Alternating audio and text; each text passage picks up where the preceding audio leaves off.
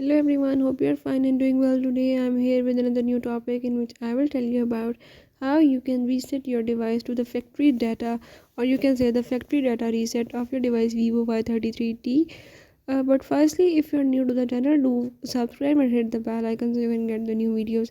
Now let's move toward the topic. If you want to reset your data setting to the factory reset, you can do it by the way I am showing in the video. Just follow the steps and watch complete video.